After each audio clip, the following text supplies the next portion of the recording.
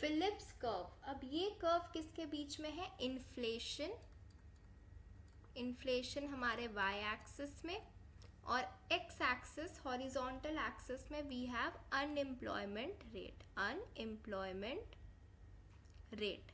अब Phillip curve is for short term basis, is for short term basis.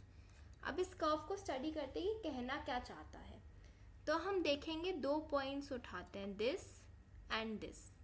Inflation ज़्यादा है, फिर इसमें अनएम्प्लॉयमेंट रेट कम है.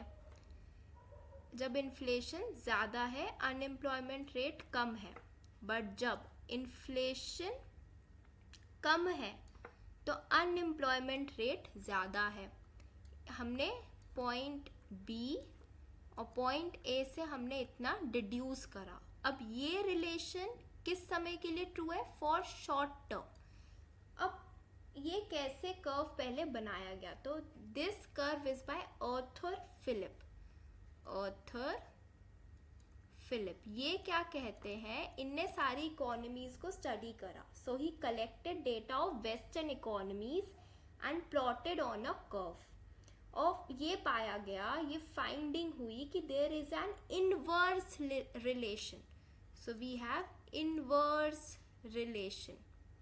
जैसे इनवर्स रिलेशन मतलब कि जब इन्फ्लेशन रेट ज़्यादा है तो अनएम्प्लॉयमेंट रेट उसके करस्पॉन्डिंग कम है, तब इन्फ्लेशन रेट कम है तो अनएम्प्लॉयमेंट रेट उसके करस्पॉन्डिंगली ज़्यादा है. So this is called inverse relation. एक इंक्रीज हो रहा है, दूसरा डिक्रीज हो रहा है simultaneously. So there is an inverse relation between inflation and unemployment rate. He also mentioned that this may need not be the uniform case for all the economies. तो ये ज़रूरी नहीं हर इकोनॉमी में हो, ये एक जनरल ऑब्जर्वेशन थी. अब now I said short term. तो शॉर्ट टर्म में वी हैव सीन कि inflation is an indicator of growth, is an indicator of growth. Growth से मतलब it also shows you over heated economy, means economy is growing, economy लगातार काम कर रही है, डिमांड है इकोनॉमी में, तभी वो ओवर हीट कर रही है. सो ये शॉर्ट टर्म में अगर इन्फ्लेशन में चेंजेस देखोगे तो वो अनएम्प्लॉयमेंट रेट को इफेक्ट करेंगे, क्योंकि अगर ज़्यादा डिमांड होगी तो एम्प्लॉयमेंट रेट्स भी अच्छी रहेगी, लोग एम्प्लॉय करना चाहिए क्योंकि उन्हें प्रोडक्शन इंक्रीज करना है, सप्लाई इंक्रीज करना है टू मैच दी डिमांड. अब इसमें क्या है, शॉर्ट टर्म में तो ये अच्छा लग रहा है. Now let's see two cases. एक केस शॉर्ट टर्म जो हम देख रहे हैं, और लेकिन लॉन्ग टर्म में फिलिप्स कर्व को क्या होगा इन दी लॉन्ग टर्म. अब लॉन्ग टर्म में चेंज हो जाएगा फैक्टर्स ऑफ प्रोडक्शन में. अगर बहुत ज़्यादा इन्फ्लेशन होगा तो एम्प्लॉय नहीं कर पाएंगे, बहुत महंगाई हो जाएगी, लोग परचेज ही नहीं कर पाएंगे. सो वो अलग सिनेरियो हो गया. लेकिन शॉर्ट रन में, for short run factors of production constant रहते हैं, तो हमें ज़्यादा वो चेंज देखने को मिलता नहीं है. तो लॉन्ग टर्म और शॉर्ट टर्म हम देख रहे हैं किस रिस्पेक्ट में, इन्फ्लेशन के रिस्पेक्ट में, कि बहुत ज़्यादा महंगाई होगी लॉन्ग टर्म के लिए तो ये अच्छा नहीं है, फिर अनएम्प्लॉयमेंट रेट्स भी इंक्रीज होंगी.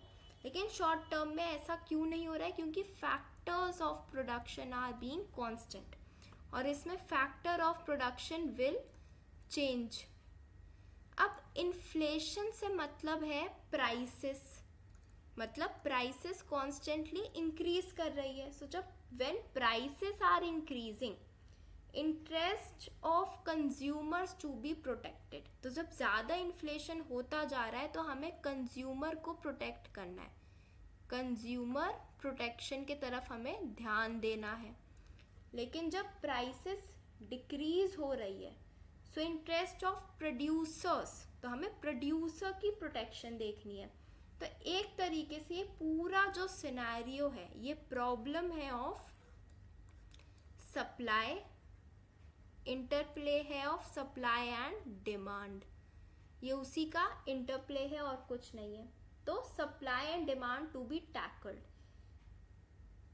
अब शॉर्टर स्पैन में जो हमने टाइम स्पैन की बात की थी, in shorter span demand can be controlled, लेकिन हमें पूरा ही कंट्रोल करना है तो हमें सप्लाई के लिए हमें इंफ्रा भी बनाना पड़ेगा। तो दो स्कूल्स ऑफ इकोनॉमी इसमें आते हैं जो सजेस्ट करते हैं कैसे हम कंट्रोल करें चीज़ों को, कंज्यूमर को, प्रोड्यूसर को कैसे हम प्रोटेक्ट कर सकते हैं इन दिस मार्केट डायनेमिक्स।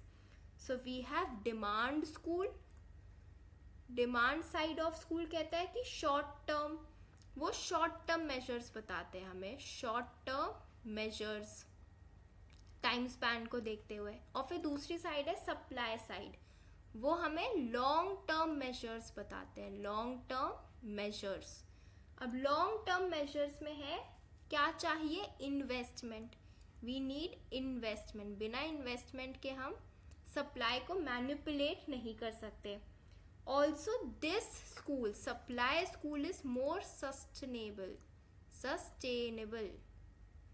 क्योंकि ये हमें फाइनल रीजन की तरफ हमें चेंजेस करने को बोलता है, ना कि फ्लक्चुएटिंग डिमांड को कंट्रोल करना।